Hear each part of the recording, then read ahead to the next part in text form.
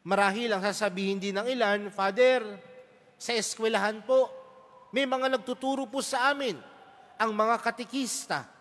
Tinuturo po nila kung sino si Jesus, kung sino ang Diyos.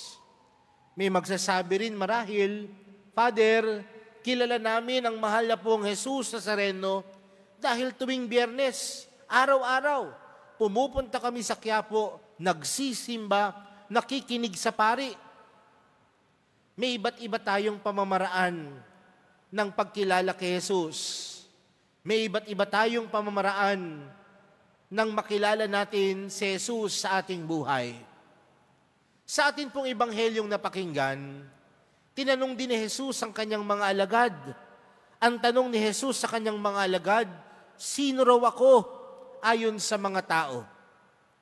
At anong kasagutang ibinigay sa kanya ng mga alagad? Kayo daw po si Juan Bautista. Kayo daw po si Propeta Elias.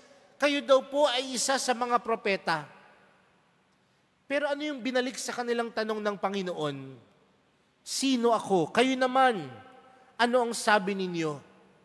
Sino ako? At ano ang sagot ni Pedro? Kayo ang Kristo.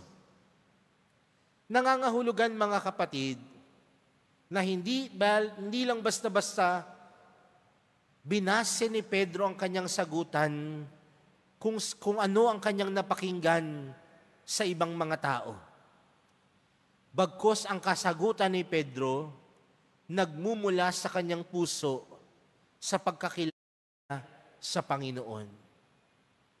Mga kapatid, pwede naman talaga nating makilala ang Panginoon sa iba't ibang pamamaraan, sa pagbabasa ng Biblia, sa pakikinig sa pari, sa pagtuturo ng simbahan, sa pagtuturo ng mga katekista, ng ating mga magulang. Pero mas makikilala natin ang ating Panginoong Hesus sa ating malalim na pakikipag-ugnayan sa Kanya.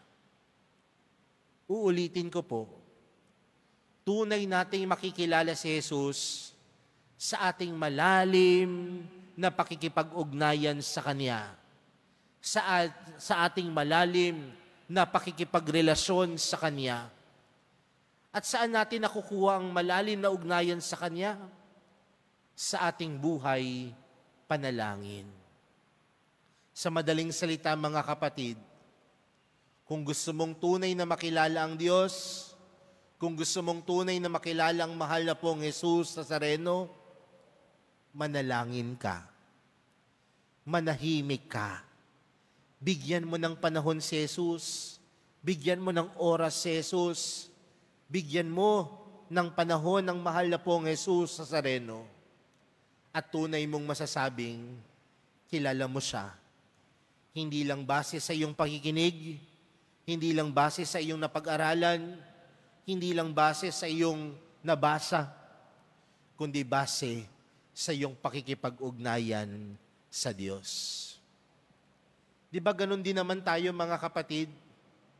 Kapag tinanong natin ng isang tao, no, sino yung taong yan? Sabi kasi nila, etong tao niyan ay ganito, ganyan, ganito. Pero di ba minsan nagbabago yung perspektibo natin? Oras na bigyan natin ng panahon na makilala yung taong iyon, sasabihin natin sa ating sarili, hindi naman pala siya ganon. Hindi naman pala siya ganyan. Dahil ang tunay na pagkakilala, pinagkakalooban ng panahon at oras upang mas lumalim ang pagkakilala. Mga kapatid, sa araw na ito, nandito ang mahal na pong Jesus Nazareno, tinatanong ang bawat isa sa atin, sino raw ako? At marahil, ganyan din ang pananaw at pananampalataya na dapat na meron tayo. Makilala natin siya dahil malalim ang ating ugnayan sa Kanya.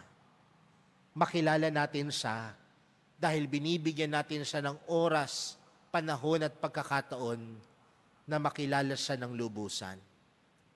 Kaya mga kapatid, sa pagpapatuloy po ng ating banal na misa para sa araw na ito, yan po ang hilingin nating gabay, yan po ang hilingin nating grasya na mas makilala natin si Jesus ng lubusan dahil binibigyan natin siya ng oras at panahon sa ating buhay panalangin.